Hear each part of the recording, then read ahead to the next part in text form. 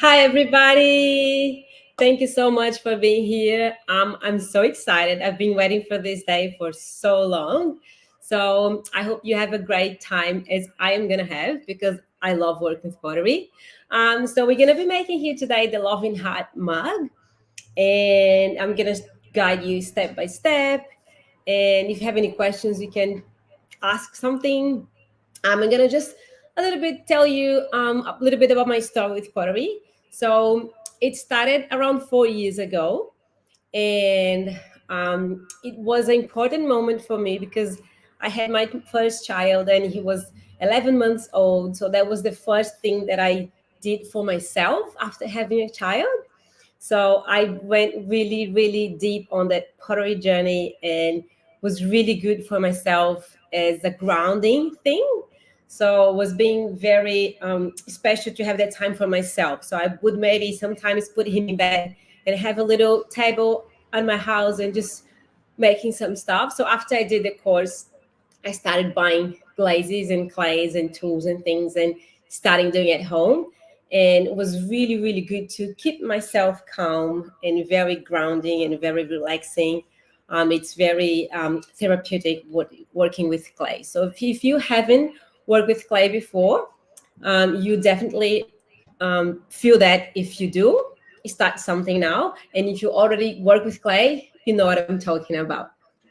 Um, so yeah, again, thank you so much for being watching this. It's a very important day for me. And I want to just quickly tell you how is the story behind that loving heart mug. Funny as I don't have one here to show you today, and I'm gonna tell you why. I sell my pottery at the Byron Bay markets, and it's once a month.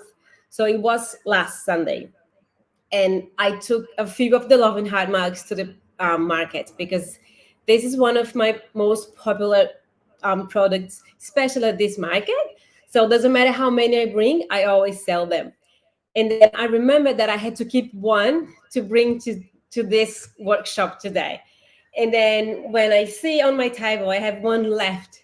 And then this girl comes and she goes like, "Oh my God, I love this cup. Can I take it?" And then I just couldn't say no. So I don't have any here today. What I do have though, it's a plate. There was a left one. I had a bigger one that I sold as well. And I have this big cookie jar that I've made. So it's basically the same technique, but in a bigger size. So yeah, that's the cookie jar I made. And then I glued a crystal here. But it didn't need to be a crystal. It could be just a hanging thing, a holder. So that's basically what we are making, but in a cup size. But I do have one similar, but it's not the same. This is different clay and just different glaze. We're doing with the red, and this is just a pink, and it's a darker clay. So that's it. Um, so yeah, let's put our hands on. So we're gonna use here what I call it's a white clay. I like the brand called Kings. So this one calls Midfire 6. Um, you have two options. You don't have to weight the clay, but I sometimes weight. Let's say if you want to make a set of cups that are the same size, I usually use around 400 grams. So if you have a little scale, I have one like this. It's a very simple little scale. You can weight or not. If you don't want to weigh, you can sometimes use like as a size of a hand or apple. So I did weight here 400 grams. So that's my clay. So before I start, what I like doing, I don't like kneading too much the clay because I think it dries out a little bit. So I just like working with my hands actually. And if the clay is a bit hard, you can always use this part of your hand to soften it a little bit.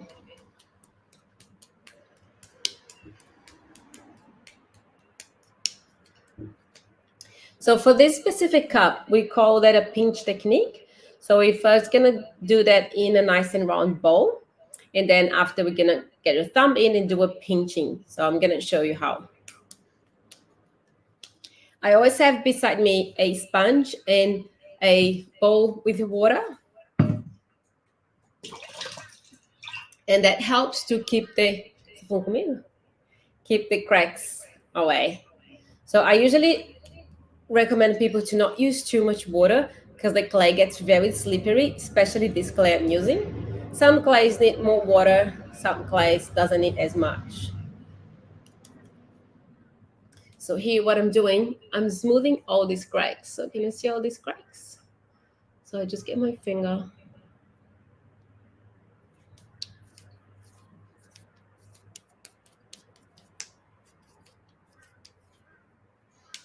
So if you see any cracks, just smooth that with your finger. So once you have a bowl like this, you're ready to start. I have here this what do you call a bending wheel. You don't have to have one of these. If you don't have one, what I do sometimes I use just like a piece of like just an EVA just to put on here and just helps with the getting that mobile. But if you do have a bending, it just helps, but it's not necessary. So once you have a bowl like this, you get your thumb. If you don't have short fingernails, it's definitely better, especially for this technique. If you have long fingernails, it just gets a bit tricky. So I get with my thumb, then I go deep down there, and that's when we start the pinching. So I go pinching, pinching, pinching.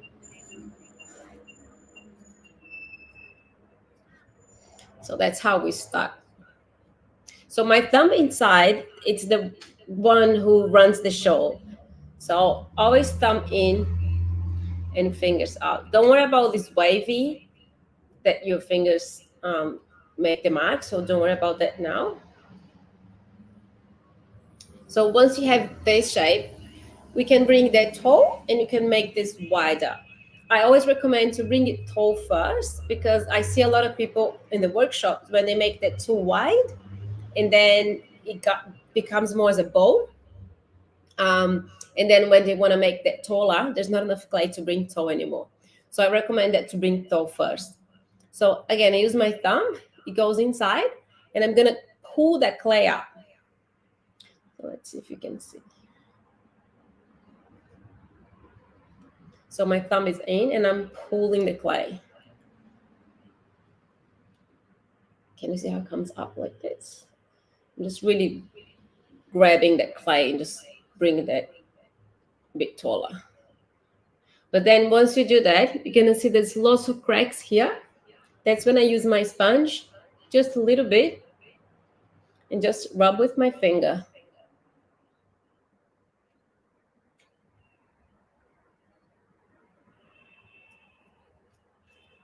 And then I do another turn to do up. So I go up again, up, up, up, up.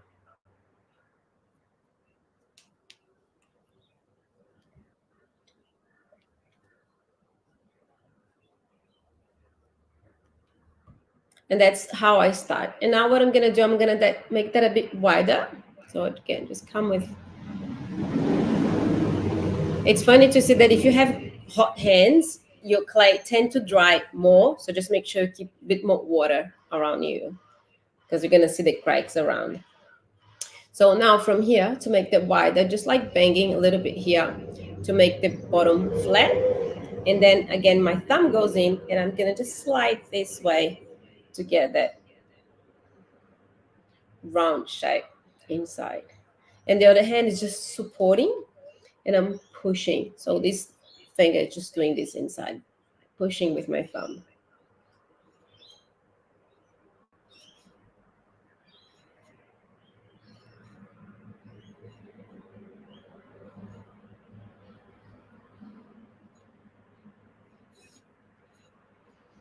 So can you see? So that's how I start. And then I just keep going.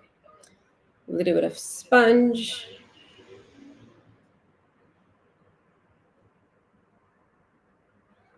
Rubbing, rubbing, rubbing around. And watch out to not make the rim too thin. I usually leave the rim to work at the end because if you make that too rim, the clay is gonna start to crack too much. and then it's just hard to put back. So just make sure you work kind of like this halfway down the cup and just not too much on the rim. And if you see that your bottom is too thick, I go thin it up this. So I go inside and just pushing this clay from the bottom to the sides.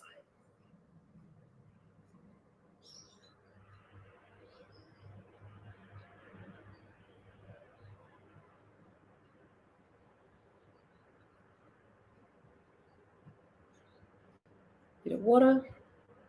And it's always good to have a look upside down. Put upside down to have a look in here. Just see if there's any cracks around.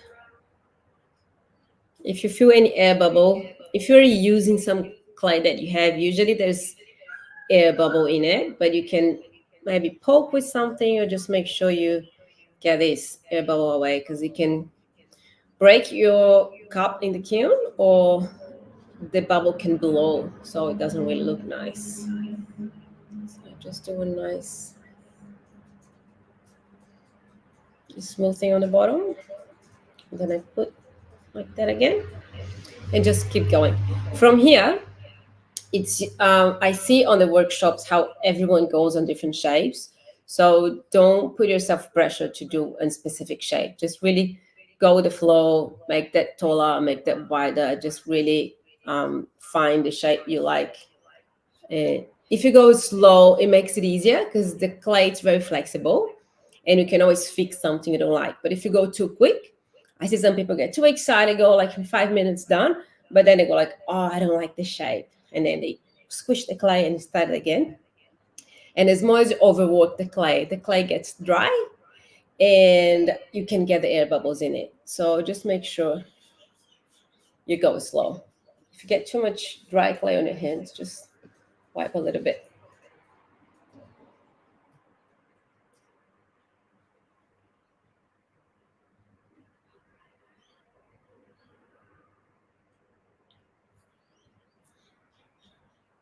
And there's something I like to do as well to keep the bottom a little bit round. If I put here and do like round,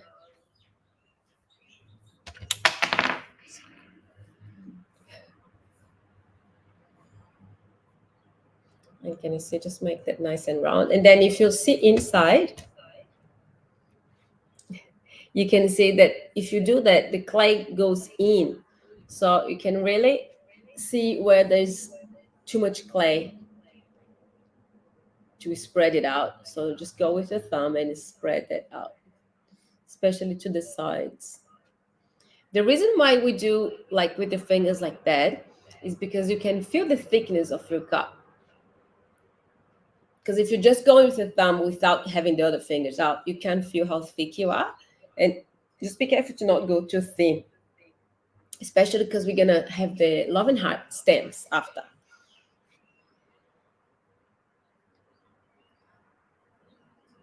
So I want to quickly tell you the story about this love and heart mug.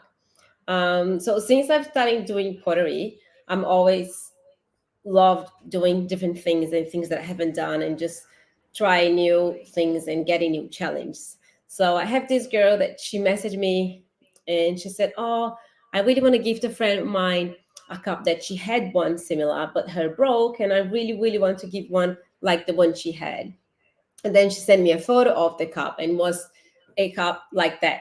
But I wasn't sure if the love and hearts were just painted or stamped. But I was like, okay, that's cute. But how I'm gonna like I'm not sure if I have a very light hands to do nice and round love and hearts and looking all the same. So I made the stamp out of clay and then I made the cup and then I stamp it. And then I absolutely love it. And it's funny because it's something that I wouldn't maybe just make out of my mind. But when someone gives me an idea and go like, oh, why don't you do something like that? I go like, oh, I like that idea. And then I go and try. So, and it became so popular. People love, love, love this love and heart mug. So I like this story behind because we need to be open to what others suggest us and just face the challenge. If you don't know how to do it, we can always learn new things. So see how I'm slowly just finding the shape.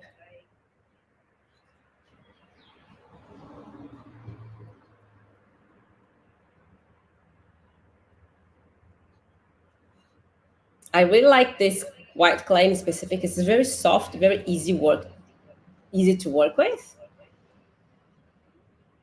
So here with the bending wheel, that one it's really handy.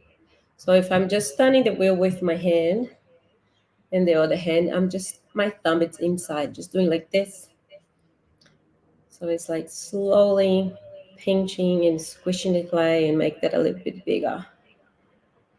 There's a really important information is that all clay shrinks. They shrinks around 15 to 20%. Clays are different, but that's the average. So make sure you make your cup bigger than what you want. I have this funny story of a couple that came to a class, and then they told me that they did a workshop somewhere else, and nobody told them the clay would shrink. So they made a set of two cups, and then when they went to pick up, they said, "Oh, that's your cups." They say, "No, no, no, that's not our cups. We made something bigger than that." They said, "No, no, that's your cups. You have a look. There's your name on the bottom." And I was like, "Whoa!" It was supposed to be a coffee cup, and it became just a smaller cough cup. So it's just important to always remember that. It's you can consider a lot because it doesn't sound much, but when you see it's just the water that gets dried out of the clay. So when you see your cup ready and the size gonna be after the drying and the glazing and the firing, so you will see how it shrinks quite a lot.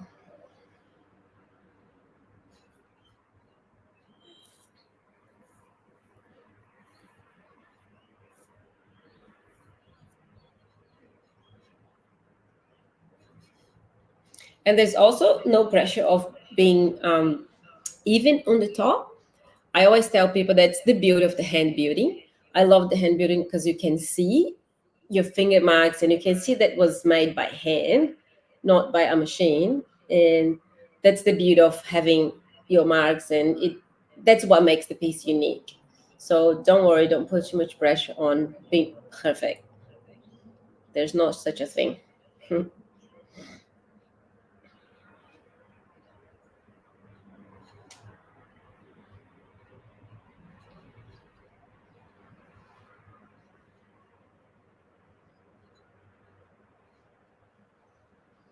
And we have this tool that's it's called a rib. It's a rubber rib.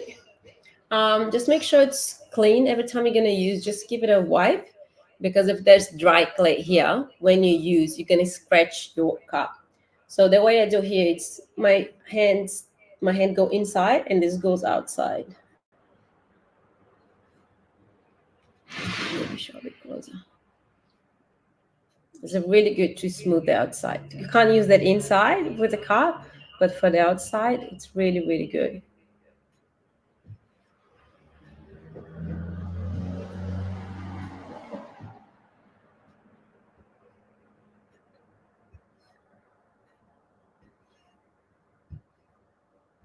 And you will see when you use that some cracks, it's just easier to smooth them.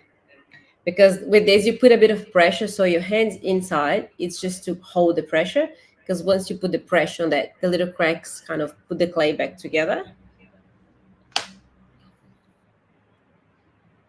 And it's also good to do on the bottom. So again, just give it a clean. If there's dry clay, it's going to scratch everything. So to the bottom.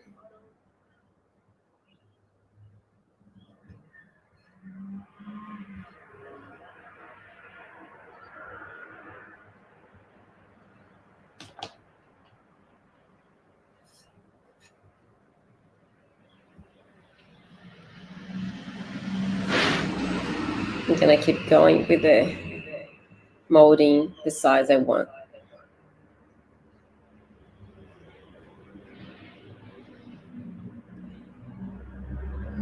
And about the thickness, it's always depends a little bit on the clay you're working and how do you like. Because some people want like don't mind if it's a thick and heavy cup, but some people like very light and very thin edges.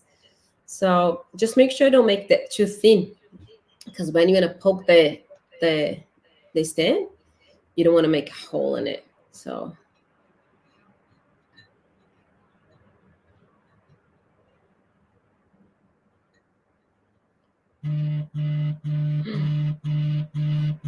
Tem uma ligação aqui no meu telefone. Cadê? So with my thumb inside, I mainly do like this. It's like a dance with my thumb.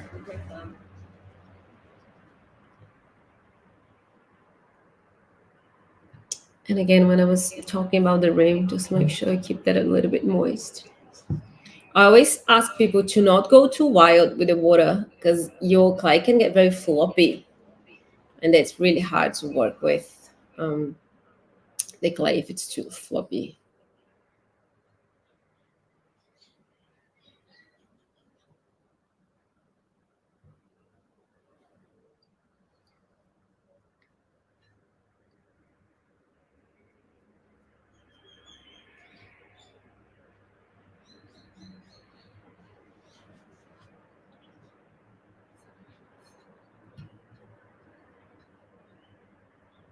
And the thing about the drying the clay depends a lot on the weather. So I feel that some days it's too hot and too dry. You can see that the clay dries so quick. When I do at the markets, for example, if it's too windy, as I'm working with the clay, I can feel the clay getting harder, and then I can use a little bit more water with the sponge.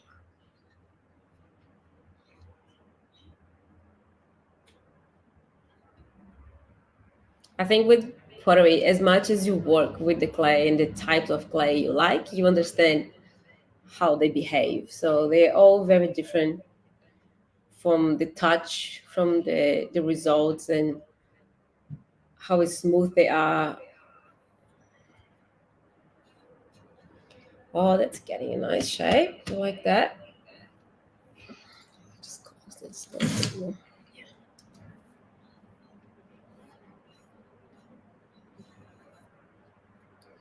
And when I hold that with my hands here, I can work and make that a little bit more round.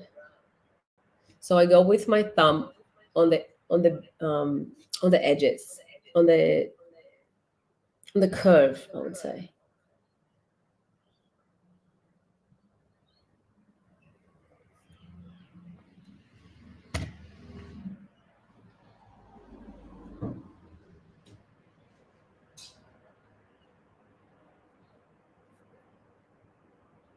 It's very important to check here because I can see there's a big crack here. It just as more as you stretch the clay, um, you're gonna see the cracks anyway. So I can even add like a tiny bit of water and just rub that.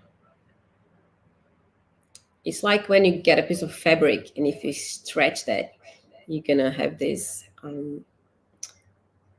opening.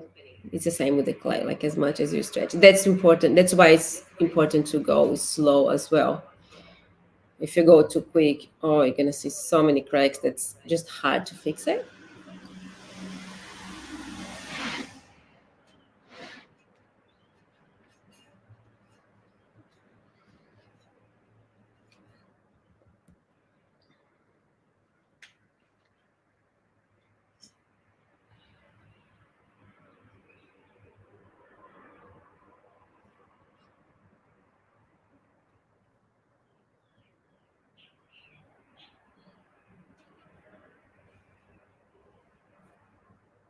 And with the handle, we're gonna go to the handle afterwards, but it's always an option. You can make a cup and decide after if you want to do a handle or not.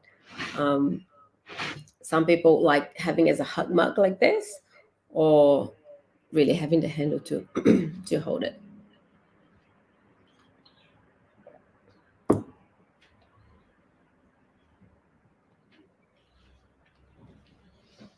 Some people ask me when they don't have a handle, they go like, "Oh, does the pottery get too hot?"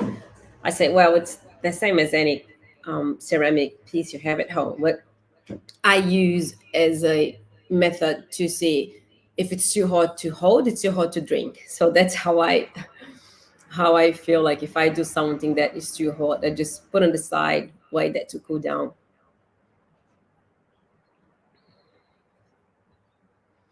I think I'm almost finding the shape I want.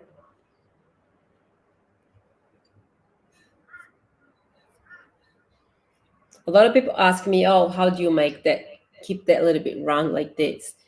I don't work too much on the brim. So I kind of leave the rim and just work inside like this bit. So if I do like this, for example, I'm pushing only in the middle.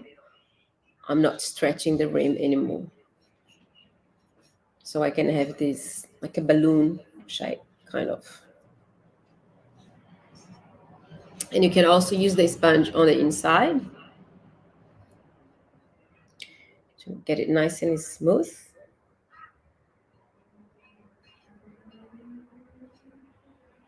And then they sponge a little bit outside.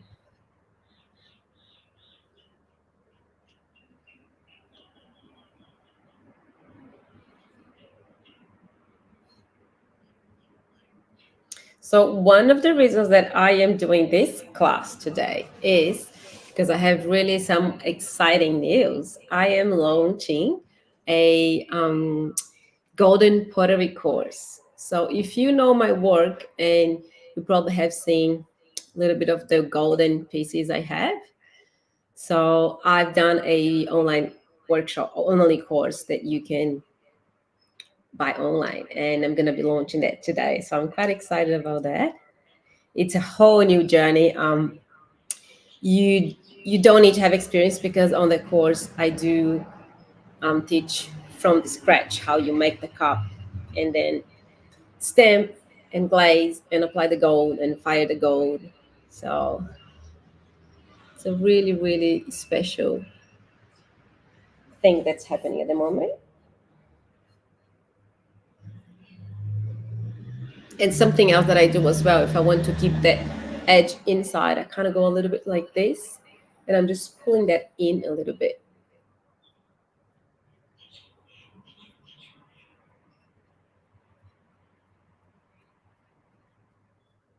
And with the Love and Heart stamps, I usually do it after the handle, just because once I know where the handle goes, I know where the stamps can go. Because if you do the stamps first, you're probably going to get the stamps on the way when you're finding out where your handle's going to go.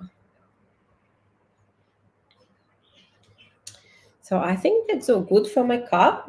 I'm happy with that size and shape. And the thickness feels good to me. It's not too thick, not too thin. And that's another technique that I do to make that little bit more balloony. I just go like that. So my thumb, I'm pushing that up.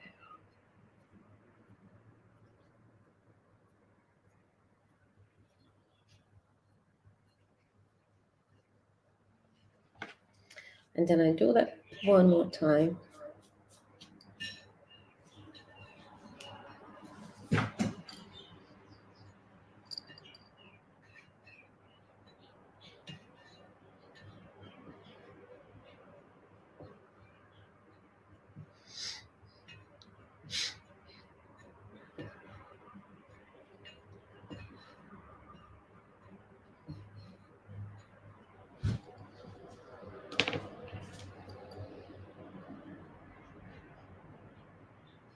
Okay.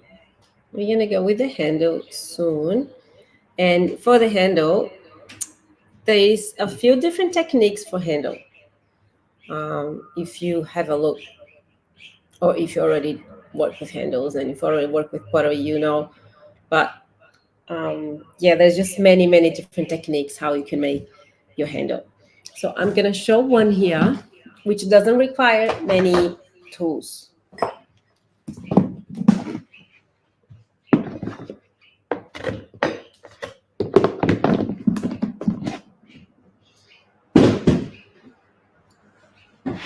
Let's see this side here a little bit.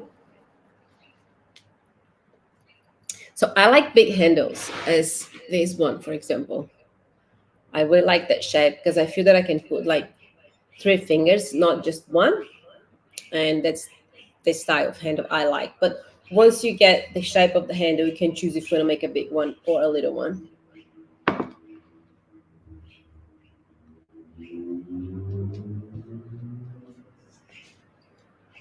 So I get a piece of clay like this, and I roll. like a snake shape-ish.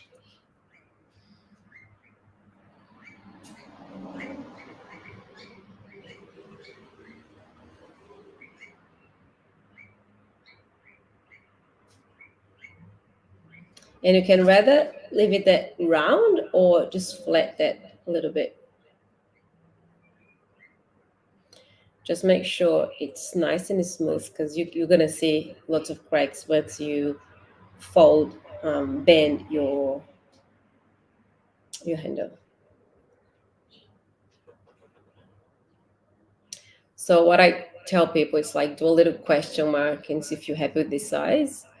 So I don't know if I can just come with this down a little bit here.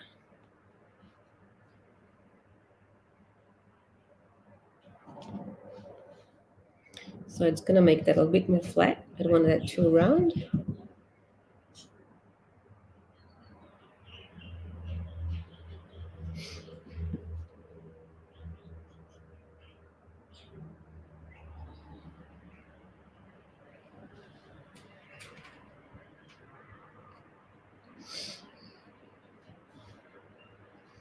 Again, I put the question mark and then I see if I'm happy with this size. So what I do, I just put on the side here and see if I like that, or if you think it's too big, and then you can cut and make that a bit smaller. But I like the big handles. So I get this, get my rib, and just do a little bit like this on one side, just to smooth that. Same on the other side.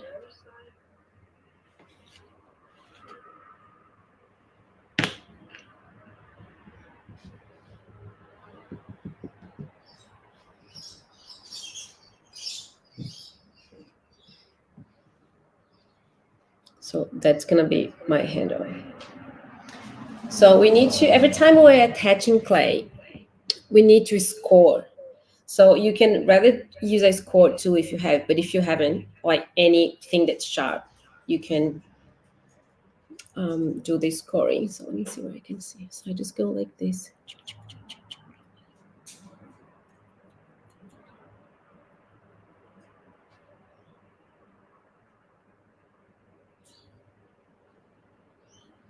And then I do the same where my handle goes. So sometimes I kind of want to feel where it's the thinner bit because I'm going to add some more clay with the handle. But mine, it feels very even. So I don't know, anywhere really. So I'm going to just maybe do here. So where the handle goes the same. Just score here. And same on the bottom here.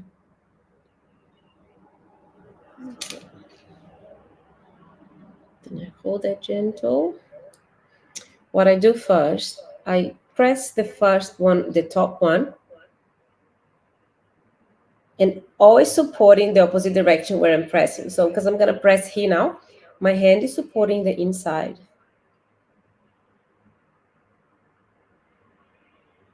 And then I'm blending. Can you see what I'm doing here? So I'm blending these two pieces of clay.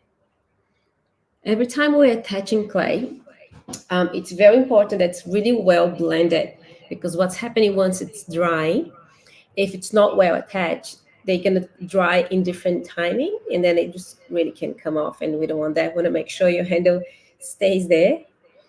So after do it, and then I just try to,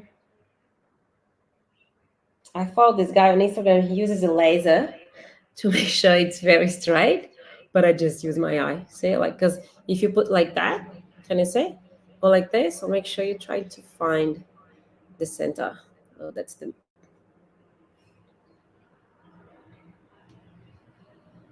yeah, that's good. And then I'm gonna do the same. I'm gonna blend this underneath here. So I do the bottom.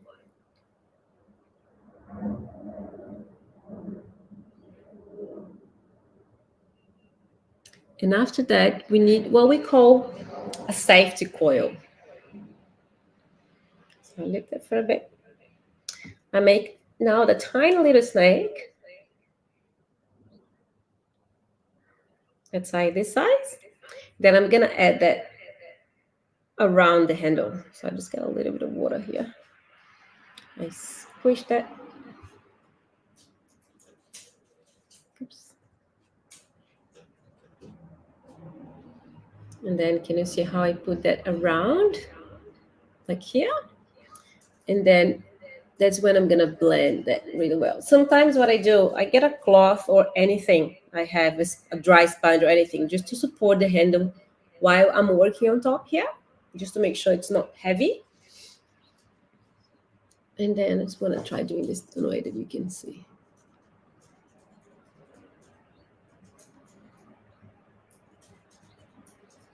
So the handle can be tricky, but with time, you just get used to. Just the attaching process, it's important if you're very careful with that.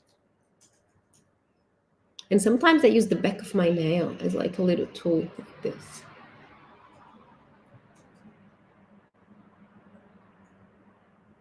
So it's important with this coil that you want to spread the coil, half go to the cup, half go to the handle.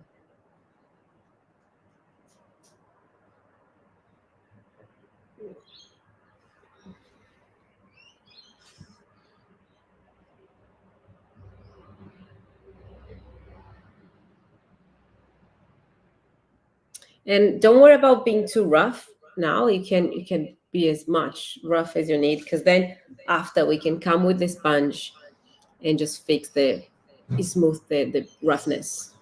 So don't worry about that. Just make sure that these two pieces of clay are really, really well blended.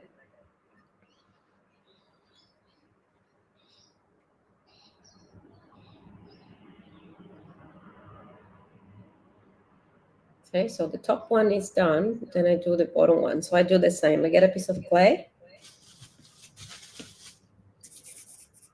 make a little coil. It's important that the clay we're not using, I usually have some plastic around because the clay dries very, very quick. So the clay I'm not using, it's on a little, wrapped in a little plastic thing. Could be even like a zip bag or anything that keeps them moist. So I did the same. Add a little bit of water, get my coil, squish that a little bit like this.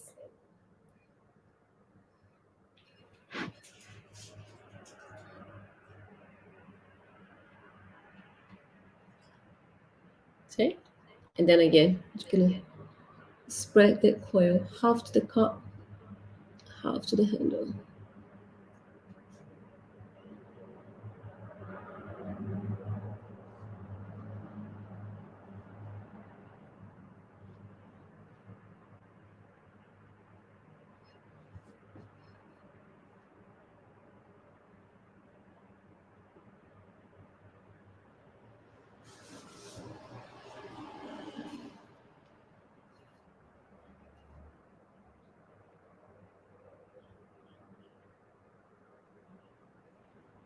I always recommend people to make sure where we are attaching, don't overwork there because you tend to make that too thin.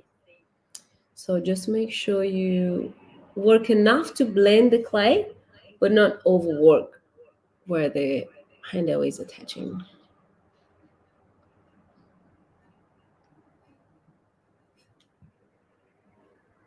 Big handle like that. So what I do to have a look on the bottom, so I hold that nice and gentle, and I put here like that. So the handle, it's coming out this way, so I'm not damaging the handle. Just do this here. And then I can fix all that here.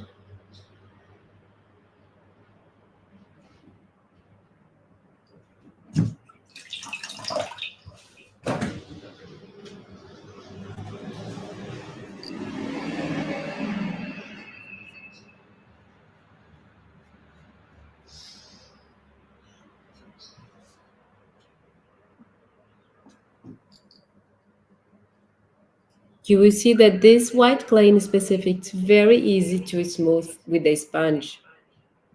Some clays has a lot of like rock speckles, and then as more as you sponge, you get the clay out and you keep the rocks. So it's a bit hard to work. But if you're working with a very smooth clay like the white one, there's no much speckles, so it wouldn't be a trouble to use the sponge as much as you want. I'm gonna put something under here now just to not get that stuck on there. And then now I'm just gonna fix a little bit here. Then I check all the little cracks here.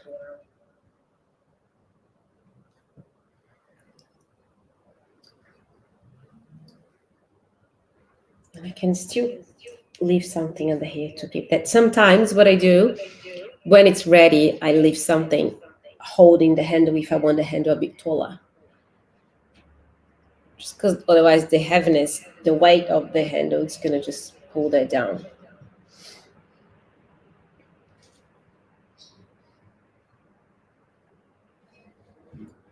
Okay, I'm happy with that. Sometimes we can overwork, we can just stay working on the same piece for like hours and hours. Smoothing a bit here, smoothing a little bit more there.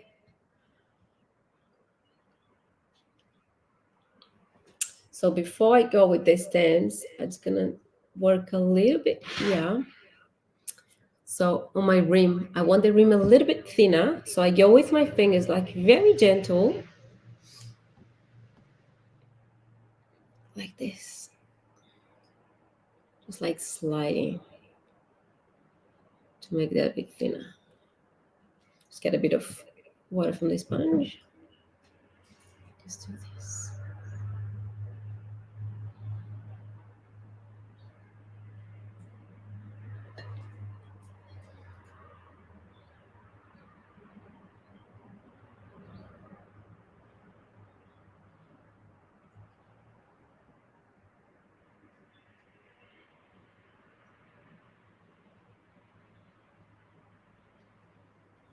I think that's it.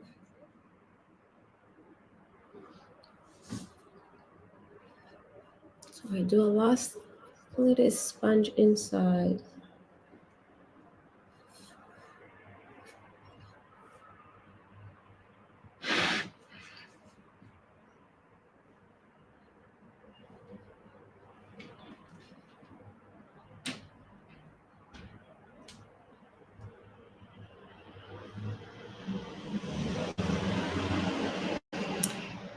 Okay, so for the stamps, I have a collection um, that I've made just out of stuff that I wanted to make. So I was like, oh, a star, and then a moon, and then the sun, and then the loving hearts. So there's a few stamps that I've made. And with the loving hearts, I first had one, and then I just went wild creating some different ones. So there's like a very tiny little one, and then there's a way bigger one. And so sometimes I match. I do like a little one with a smaller one. Yeah, and then I have just like just some random stuff I've made, and then moon, and a star, and these ones. Anyways, I have my favorite one here already. The one I'm gonna use. Important thing about the stamping: make sure your cup's not too wet, because otherwise, once you stamp, it gets stuck. So when you pull it out, just bring the cup with you. So make sure it's a bit dry. If it is too wet, just leave there. Go for a walk. Go have a coffee. Yeah, just wait a little bit. Just don't do it straight if it's too wet.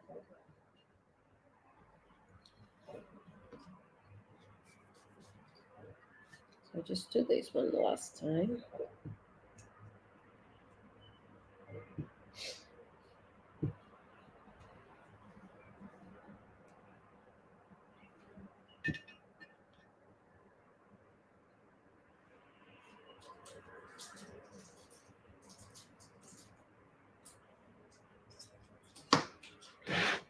Okay. And if you don't want to make stamps, I found one the other day in just a pottery shop, and you can find this online as well. This is just a wooden. This was like a dog paw. Can you say? Because I did a workshop the other day, and a guy was asking, "Oh, do you have something related to dogs?" I said, "No, I don't. Sorry." So when I saw this, well, I might just buy that one and just keep on my little stamps collection. So these was just like $5 from a pottery shop, ceramic shop, but you can find online, especially this little one, and just like a variety of it. So if you don't want to make your stamps, or you think you don't have too delicate hands to make little things, you can buy some. So yeah, for the stamping, what I do, where I'm stamping, I'm putting my finger inside to make sure I'm not pushing the cup in. So I need to support where I'm gonna um, do the love and hat.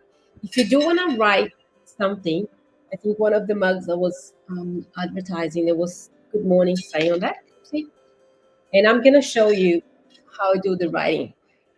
Usually, I do the writing before the loving heart stand because I can choose where the writing go and just play with the loving hearts around the writing. So this again is just like little stamps bought from any of those craft shops. Even online, you can find them. So it's gonna go a bit closer, but it's the same. Always supporting on the inside. So this one I'm gonna write "I love you." So I have all the letters here, and I already got the ones I need here. So I'm just gonna try to show from here.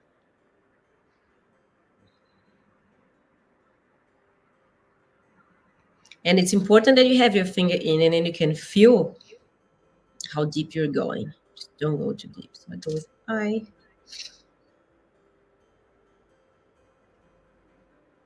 And with this stamping, don't do too close to the rim. We don't want to cause any cracks here because of that. So just give a little, maybe like a centimeter. I'm doing that in a really funny position, so I hope I do it well. Let's see. Oh, okay. My love.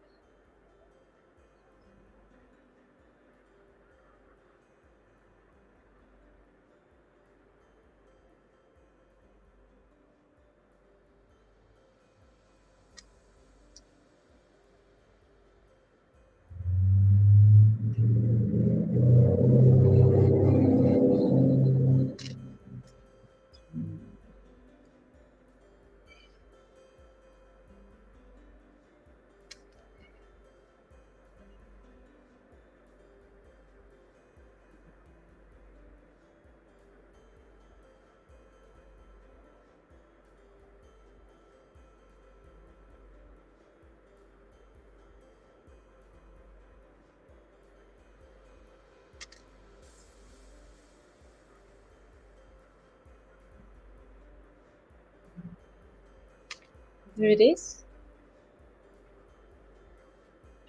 And then I play with my stamp now. Just make sure it's not wet because it's gonna get harder to take that off. So as I was showing before, so your thumb or your finger go in, and then you press like this. So with the stamping, you don't want to go too deep because you don't want to punch a hole in your cup, but also you don't want to do too shallow because once we glazing, it helps if there's a little bit of depth. So I think you can see here how deep it is. And it helps a lot as well if you do like a little round um, when I'm applying. So I'm gonna see I do like this. Just helps to not get stuck. Good. And then you can choose if you want to be more minimalist and just make only a few, or if you want to go wild and make so many. It's up to you.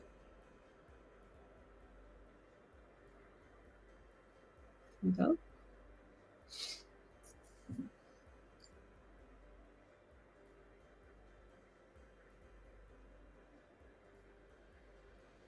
And if it starts to get stuck, I just dry a little bit on my hand like this, and then just do it again.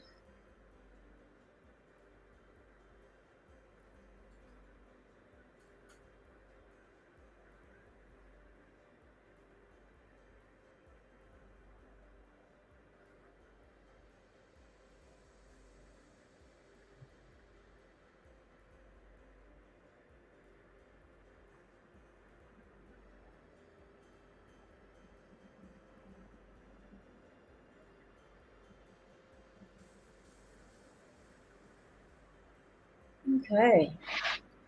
So I find quite cute if you do one inside. And what I do sometimes, because I don't know if the person is right hand or left hand, so I do one each direction. So I do it here and then I show you after.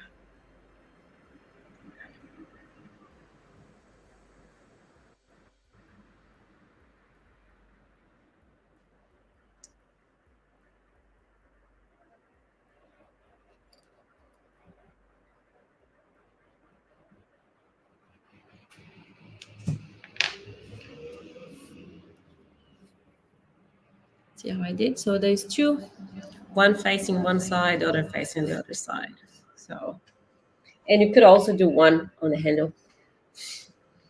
Just watch out if your hand is too thin, just don't do it because you don't want to make that too close to the edges of the handle. I did one like this. Yay, it's done. I love it. So there's one really important trick that I do for this clay in specific because I feel that the white clay dries a bit quicker. Could be wrong, it's just a feeling I have and an experience. So what I do once my cup is ready, I make sure I support the handle, and I usually get a little piece of cling wrap and wrap the handle to dry. I tell you what, because the handle usually tends to dry first. So what happened is because of the shrinkage, your handle dries, and then when the cup is drying, it breaks your handle. If that makes sense. So I had this happen with me, and the handle just breaks exactly here because the handle is dried already. And then when the cup starts drying, it pulls the handle and the handle breaks. So that's something that I just found with, I don't know if it's something depends on the weather or if it's just, I just don't want to take the risk because it's frustrating when you make something and it breaks, which happens. That's a lot of good lesson to work with clay. It's not get attached to what you do. So if it does break, you learn the lesson for the next one. So I do like this. And what's going to happen here, my hand is going to slow dry. So I usually keep watching. So let's say in 2 days, maybe I could take it off. Um,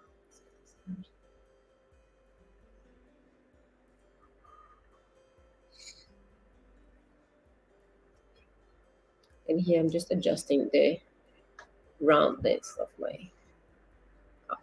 Sometimes it gets a bit oval, so I just fix with that, push that in a little bit. Now look from the top, then you can see if it's round enough. Again, it's handmade. That's the beauty of it. So that's how it got. What I'm gonna do now is show you how to glaze. So I need to connect my telephone. Um, so this is gonna dry for around 2 weeks, and again depends on the weather where you live. So it could take a bit longer or a bit less, but I think 2 weeks it's a safe time to make sure it's dried enough. Because what happens if it's a bit moist and you put in the kiln, it can break. But I sit there in a shelf. So working with pottery, you need lots of shelving. So I put that on the side to dry. Here. And this is my cup after 2 weeks. Um, and what I do, if you know a little bit of my work, I usually talk about it. I do single firing. So let's say if you don't have a kiln, you're gonna get this and you're gonna take to bisque fire, and then they're gonna give you back, and then you glaze, and then you're gonna take that to glaze fire. That's how it's gonna happen if you don't have your own kiln and you would take into a ceramic. Uh-huh. Um, to a ceramic shop to glaze it, to fire it, sorry. But because I have my own kiln, I need to, what I do is single firing. So this hasn't been bisque. I'm gonna glaze it and just do one firing. Eu preciso colocar no telefone. I'm sorry, guys, just to put my phone on the charger. Um, so I'm gonna show you. Once this is ready, the only thing about the single filing. It's when you're glazing your piece and it hasn't been baked, it's very fragile. So really make sure you have light hands and just handle that with lots of care. So what I do before I glaze, I get a wet sponge to just get the dust out. Because if you glaze on top and there's dust in it, especially because it's been sitting there, just the glaze doesn't um, stick well. So I get the sponge. And this process, it's also good to fix any imperfection. So if you say, oh, there's a bit bumpy here, there's something that needs to be adjusted, you can do that now because when you sponge, you can make that nice and smooth. But here, I'm just getting the dust out.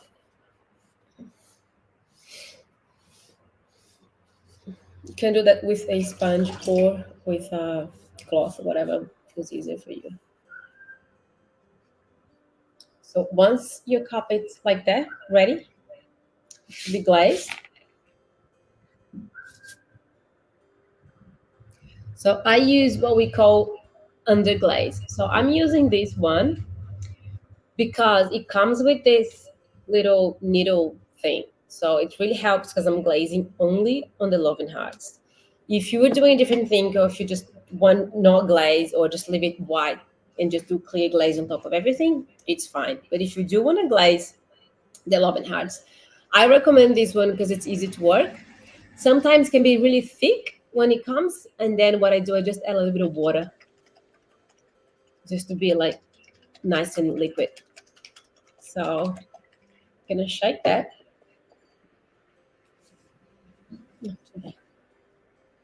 So getting my hand on my skirt. So there is usually comes with the needle to keep it here to keep that not dry, right? So what I do, I hold it with my hand, and it's very delicate. I'm gonna try to show you guys this way, maybe. Mi sto muito escuro, muito escuro. Let me try showing here.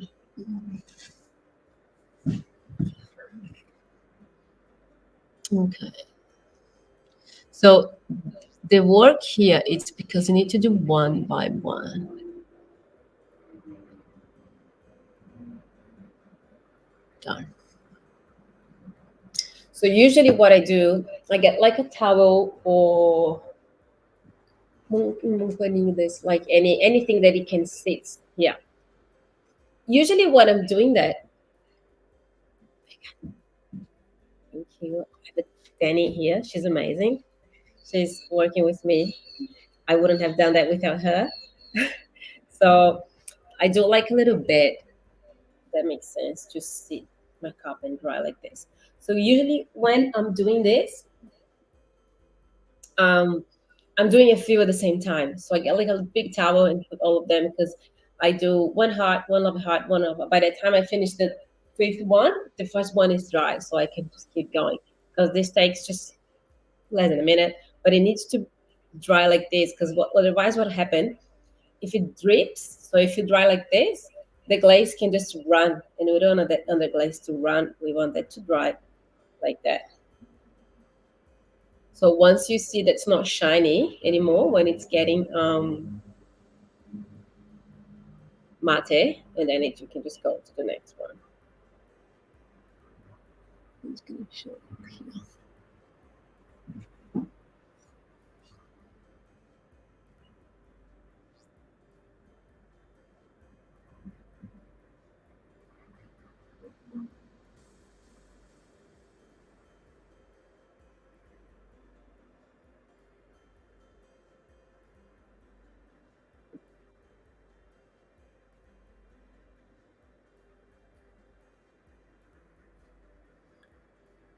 So yeah, that's the process that you can just take a little bit of patience because you need to do one by one.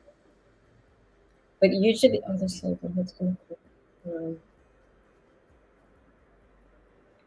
And because I did add a little bit of water because it was too thick, it takes a little bit longer than you would take. So this cup I'm drinking water, I did the same way. This was a stamp that was like rolling, and then I just glaze with it.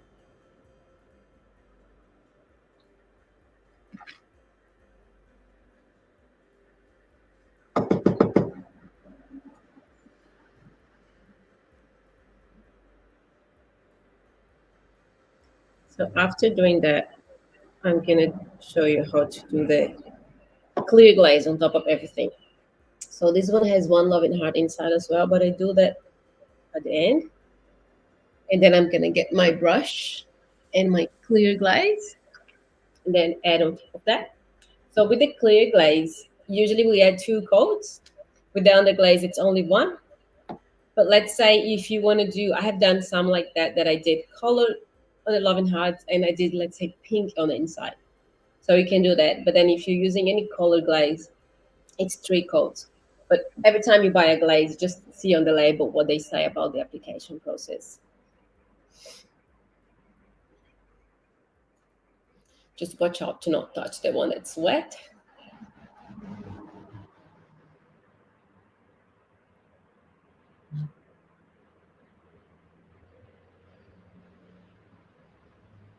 Yeah, and just make sure to keep the needle around you because usually, even from just working, it dries out and then you just get a needle. Put it in here. Check, check, check.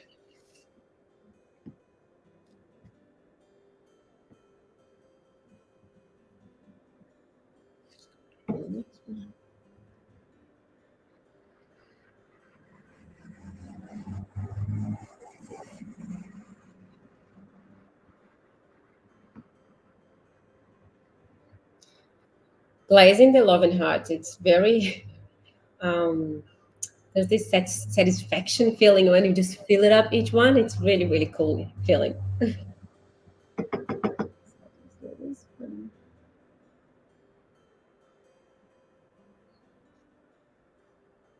And here you can play with the colors.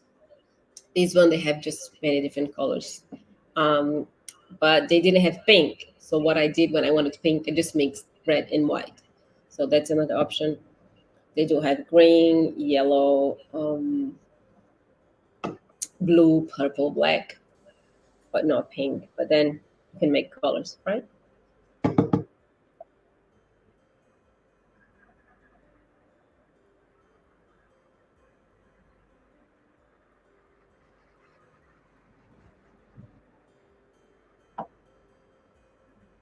Oh, there's something I forgot about that cup. What usually I do, you can write on the bottom your name or your initials. So I use any stick like that or anything a bit sharp that you have, and just you can put your name, you can put your initials, you can put the date. They put the date because then they know when they made that. It was a while ago. If you want to keep that to your grandkids. So, and I have a stamp for my business. So sometimes I just do the stamp.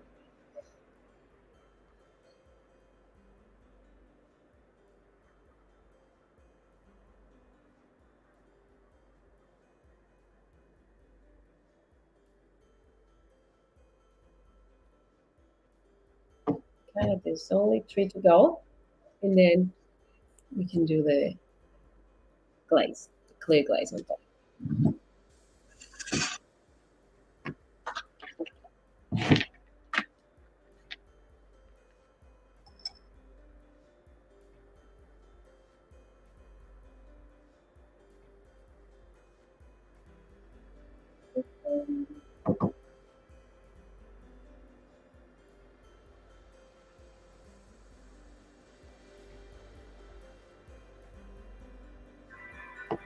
So if you're watching this video on YouTube, because that's gonna stay recorded, and if you do have any questions, just write on the comments, and I'm happy to help.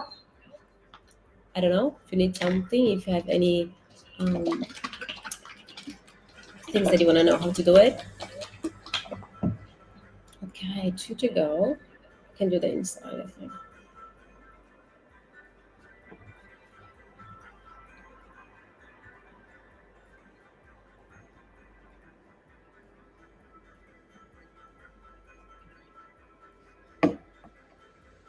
I'll show you. The inside looks very cute. When you finish your coffee, you finish your tea, you have a loving heart looking at you.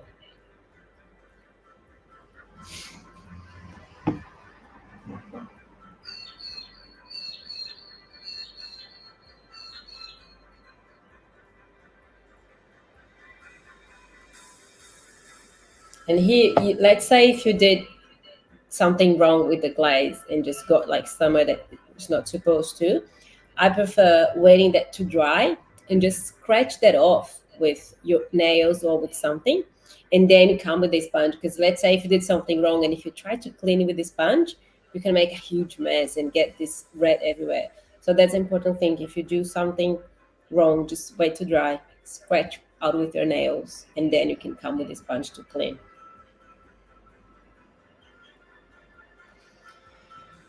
Okay, that's the last one.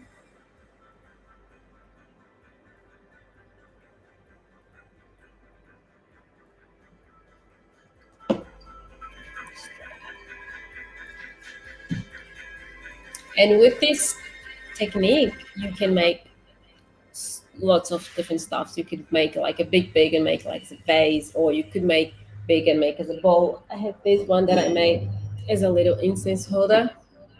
Look how cute. It's a different clay. It's a bit more speckles in it, so I don't know if you can see. But yeah, I just did a loving hearts and a little thing to stick your incense. And this one that I made was a custom order, is a custom order. So there's a saucer as well. So this goes like this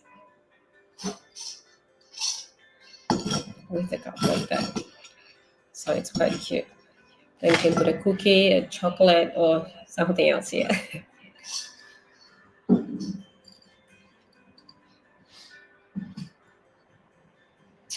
Okay, that's ready. Amazing. Just make sure what I do, like I just the ones that are a bit fresh, you can see there's how darker they look. So this is drier. This is not completely dry. So I just wait a little bit because when I do the clear glaze on top, I don't want to get the red underglaze and just to spread because otherwise you're gonna make a huge mess. So that's it, just a fan brush that you can have to glaze. You could even wait a bit more, but once all of them look very light and you see that they're dried enough, you're ready to go. Okay, let's wait just time a little bit. I had a weird experience though when I used this black um, designer liner, and when I did, hold on, when I went with the clear, the black got little fragments. So working with pottery and it's just about testing and see what works well, what it doesn't. What you could do as well with just like little testing plates. So I had one that I did with that's different colors. I made a little plate, did heaps of stems, and tried different colors to see which one would look nice, which ones look very shiny, which ones um, needs more another coat, maybe yellow. Sometimes there's an extra coat. So it's all about trying, testing, and see what works for you. Um, the thing with the underglaze is specific this one, it doesn't get shiny. So if I don't apply the clear glaze on top, it gets matte. So that's something that it's important for you to know. The inside one, it's almost dry, and then I can do the inside first. Yeah, so the underglaze needs the clear glaze on top to look shiny.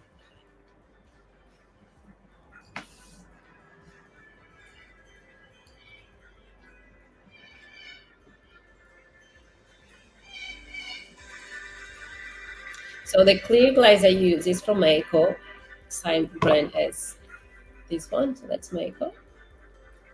So it looks blue, but it's not blue. Once it's fired, it gets clear. But remember that you do only two coats. What happened with the clear glaze? If you go too thick, it gets a little green. Like, not green, but like like as a very transparent grain, if that makes sense. So I always make sure I do um, two coats and that's it. Just watch out to not make too thick. Again, it's gonna be always testing and just see whatever works better for what you're doing. And then with the glazing, what I usually do, if I do the inside first, and then I do two coats inside, and then I do the outside, because then I can hold in the inside like this to glaze the outside. But actually, I'm gonna start from the outside because the one inside is still a little bit wet. So what that's how I do. I put my hand inside because I want to get the clear glaze as much closer to the bottom. But remember, you can never do glaze on the bottom of your piece because it's gonna go to get stuck on your kiln shelf or whatever you take that to fire. So the glaze, usually I leave the clear, I leave like half a centimeter from the bottom because I don't want to take the risk that this runs a little bit and get stuck in the shelf. Because the glaze, it's like glass. Once it's fired, it looks like a glass. So it's um, yeah, it just gets melt and it gets hard again. So it goes in the kiln to 1,200 degrees, and that's when it melts and then cools down and gets this pretty shiny looking we ended up with. So from this looks like that. So you can see the difference. And even the red here looks pink, right?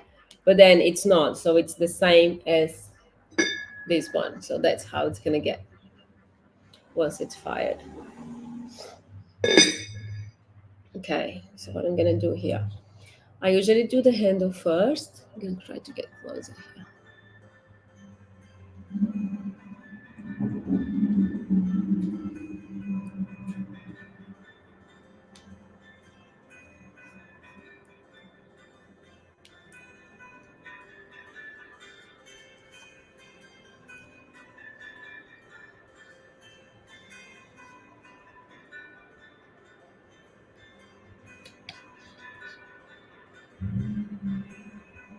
Then with the glazing, you avoid to apply too many times on the same spot because it dries very quickly, as you can see here. So like I apply just long brushes like this, like long, and just make sure you have glaze in the loving heart.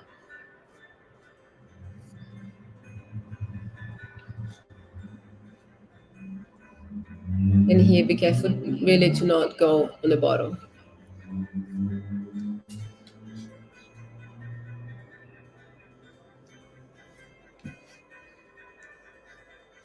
The thing is with this clear glaze being blue, that what helps you see where you apply the glaze already, where you didn't. So just have a look once it's done.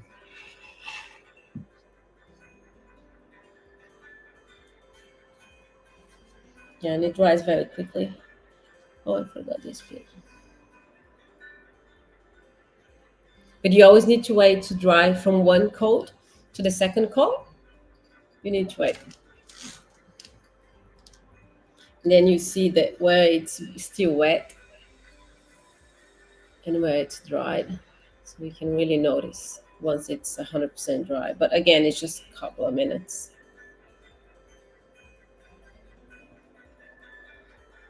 And then after I do the outside, I can do the inside.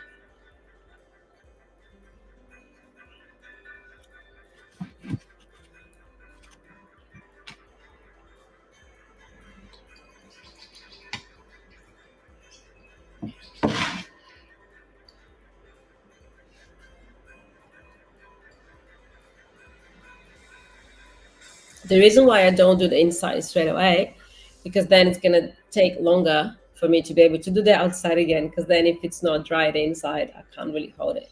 So just wait a little bit.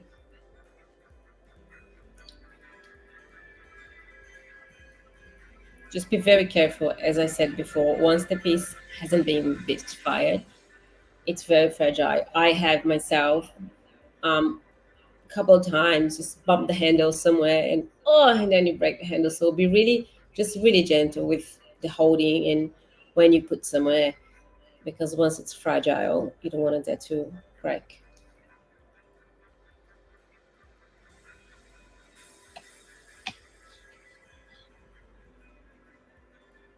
Then I go with my second coat. And again, just try not doing that too thick. We don't want it to get grain. And I myself took a little bit to find out what was the grain. Once I did a cup, and then there was some bits that was a bit like very light, but a bit green. I was like, I didn't use green. I didn't have a green brush around to, let's say, I mess it up with the brushes, but no. And then I find out that was because if you do the clear glaze too thick, that's what could happen.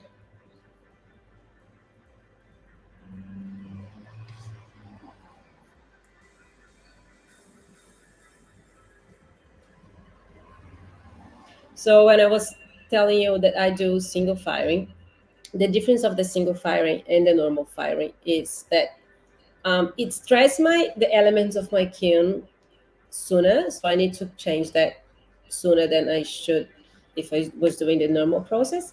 But it takes me less time to fire everything. But because I do the workshops, I have a lot of stuff to glaze and fire. So if I had to fire everything I have twice, or would take forever. Um, so I do the single firing. But what happened with the single fire? It goes in the kiln for 14 hours, which if you would do a bisque fire would maybe take 6 hours for the bisque fire and maybe another 8 hours for the glaze firing. But what happened with the firing process? It takes a lot for me to be able to open the kiln because it needs to cool down enough to not have this shock temperature. If I open the kiln, it's too hot, definitely the air is going to come in and it's going to crack my pieces. I've had some situation with the golden firing. I let it to cool down too quick, and then the shelf cooled down before the plate, and the plate cracked. Anyways, you start learning little by little when you have your own kiln what to do, what not to do. So now, even that the inside is still, the outside is still a little bit fresh, that's fine because I can glaze the inside without having to pick it up my cup. So same I did the outside, I just do the inside now.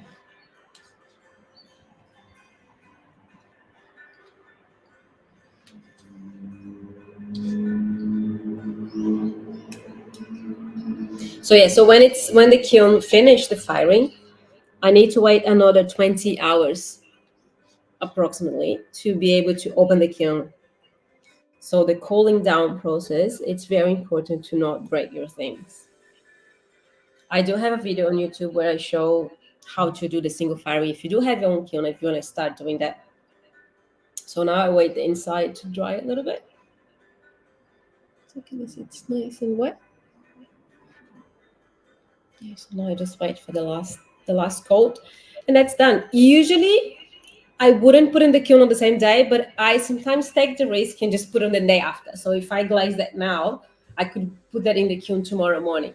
Some people prefer to wait a little bit more. For me, it's always been working fine with the day after. So I let them dry overnight, and then in the morning they're ready to go in the kiln.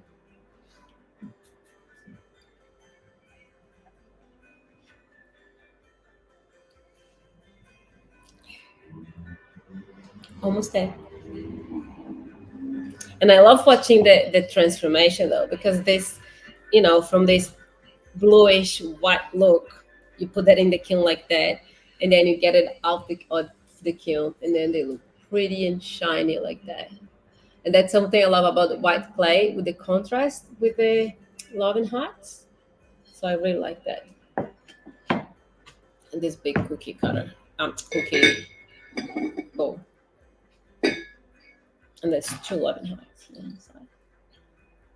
And this one I did work with different sizes. So there's like this little love and heart and this bigger one.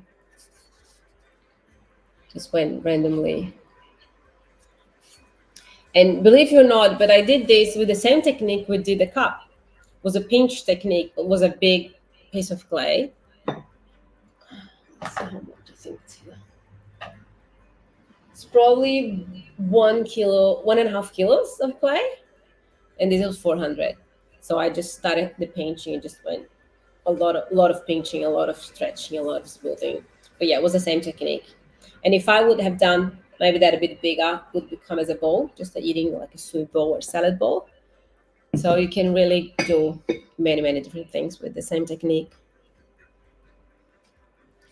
Okay, it's dry. Then I can do my second coat, and this is ready.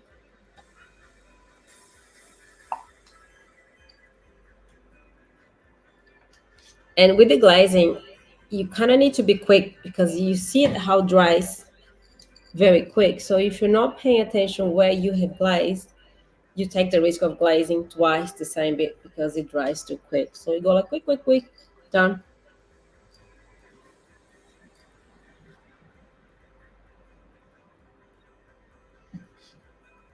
That's it.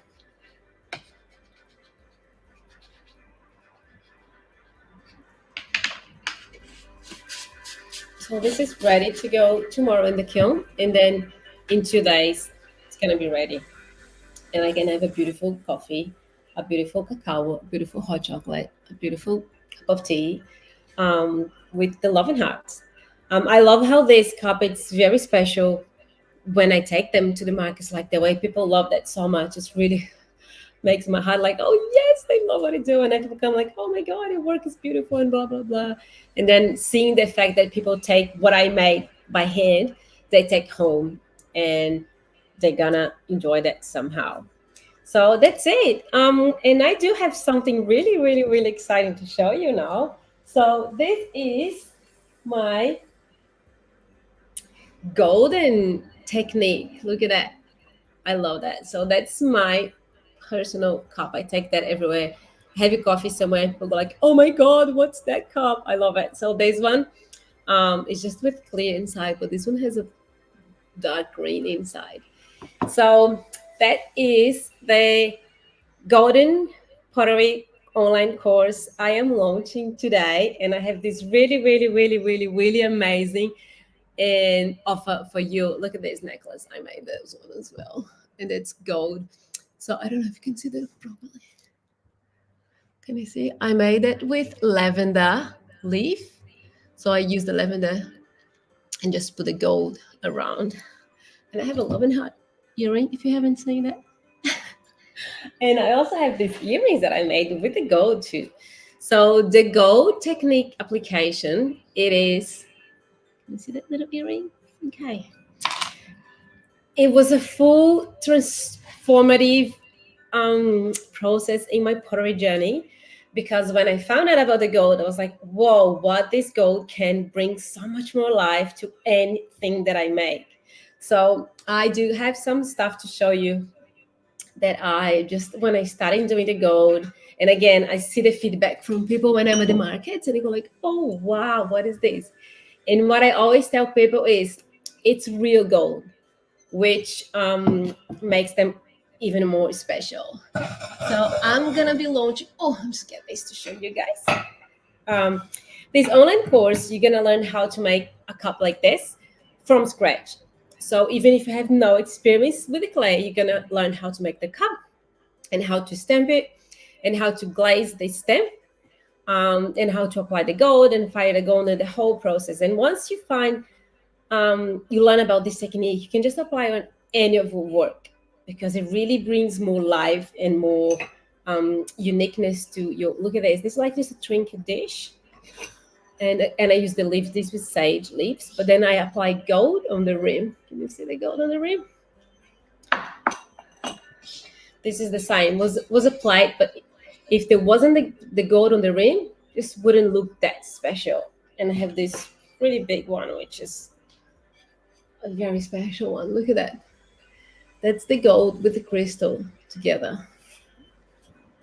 And for example, I made this little cup the other day, and I was testing this blue, which I was like, oh, I didn't really like that much, that blue. But then, because after the piece is ready, I apply the gold. So I just got the gold and just went playing a little bit with some like sky stuff, like um, shooting star and Anyways, the gold, it's really amazing how you can just make your pieces more special. So look at this one with the stars as well. Um, oh, there's just one more I want to show you. This is an altar that I've made, and you wouldn't look that special if it wasn't the gold. So I did the gold all over here in the sun. And if you imagine this piece without the gold, wouldn't look that amazing. Um, and there's this one. Okay, the last one I'm going to show you. I showed too much already. So this one, it's my combination with crystal and gold, which I absolutely love it. Love it, love it. So the golden application on my course, I really explain you step by step and how to be careful with the gold and how to apply and how to reach the right results you want for the gold. And as I said before, it's from anyone. So even it is an advanced technique, but even if you haven't had any experience with the clay, and I do on this course explain to do from scratch, from the cup, and then yeah, drying, glazing, stamping, firing, applying the gold and everything. So I do have a really, really special offer just for the next 8 days, and I'm gonna be launching this for only $22. So you do have the link to um, buy that now, and I'm sure you won't regret because it is so nice. And what I did with this course, it is very practical and like doesn't go too long on each technique, if that makes sense. Like I kind of made a way that it's you understand but doesn't take forever. You know, I've watched some courses that go like, oh, okay, I get it, and just like you kind of want to push that to go a little bit faster. But no, with my course, what I did is to make that in a way that it's straight to what you need to know. And we do have a Facebook group where you can ask questions, you can talk about your process, you can yeah, just really share what you're making. And I'm going to be giving you guys all support you need because I want you to have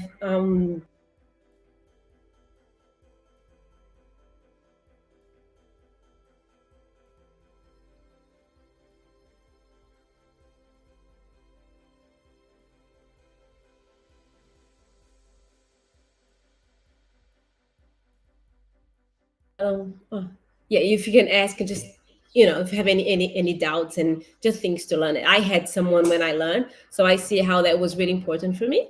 So with this technique, you can really transform whatever you're making. So sometimes I make a piece and then when they're ready, I go like, oh, I can really need to add something extra. I add the gold and like you can't go wrong. It's beautiful. It really brings more value to your work. So let's say if I'm selling a cup for maybe $40, you add a gold, you can definitely sell that for 55, for example, because it adds the work, it adds the value of the gold and adds the beauty of it. So even if you're making for yourself, but if you were making that as a business to sell your pieces, it does definitely add a lot of value to what you do. So you do have 5 years unlimited to access to the course, but you can watch and then you can just watch again, and it's always there. The classes, as I said before, they are not too long, so you can watch again if you have just want to refresh something on your mind. So yeah, and then I have the Facebook group, which is only for those who for the course. So it's really focused for this golden technique. We're all going to be sharing and what you're doing, and I'm always going to be sharing whatever new I'm making as well. Because for example, this rainbow was a different thing that I just did after. So I was first focusing on the stars and the moon, and then doing on the rim, and then I did the rainbow. So it's nice if we can share what you're making, and we can always exchange experience and give someone an idea for do something different, for example. So yeah, and I want to give you guys a straight feedback, so I'm happy to give you that feedback if you want, right? And then we can just be always on the Facebook group, especially talking about what we're making. And if you need a hand with something, I'm really, really happy to be that person. And for the 21st person people, oh my god, okay, we can have the first 20 sales. I am going to, oh, where's the kid? I'm gonna be drawing a prize. So we're gonna Danny's getting that prize for me. So for the first 20, I'm gonna draw a prize of this kit. So this kit, it's everything you need to make. I'm just gonna make this a bit lower. So it's everything you need to make your um, cup for the course.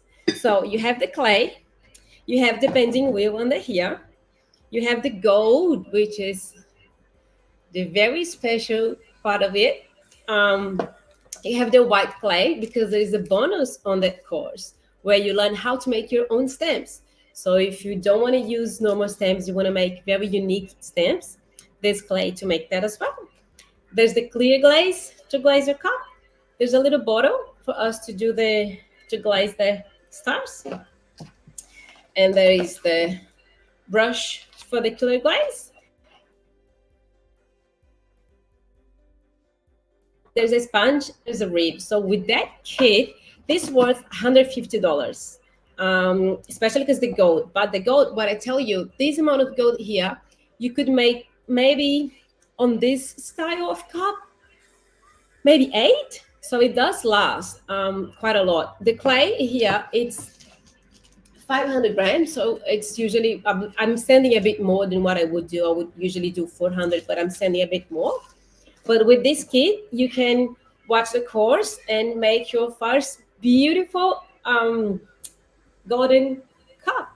So for the first 20 people, I'm gonna do, after we have the 20 bookings, sales, I'm gonna draw that prize. So if you do want to get this, you can just click on the link and start your golden journey, which is amazing. Like it's more super excited how you can just, it's infinite. So that's the one of my passions with pottery. It's how far you can go. Seriously, you can, whatever you have in mind, you can make. And what I recommend people sometimes, like if you're starting and you have some stuff in mind, just write down, maybe draw. So sometimes I get a paper and I just, I want to make a cup like this, I want to make a vase like this, and because when you put on the paper, you don't forget. And then you can just go wild. You can, there's a lot of information online, and yes, many ideas, and as more as I see, as more I want to make. And also when people ask me something, oh, can you make these, I go like, I haven't made that, but I can make that to try and see how it goes. I'm always happy to get a challenge and yeah, just do something different. And you can do that as well. So with this golden course, it's a great opportunity for you really to upgrade the skills and start to make something different and something very unique. And the cool thing is you can always upgrade something that you have already, as I did with this cup, because the gold you apply after.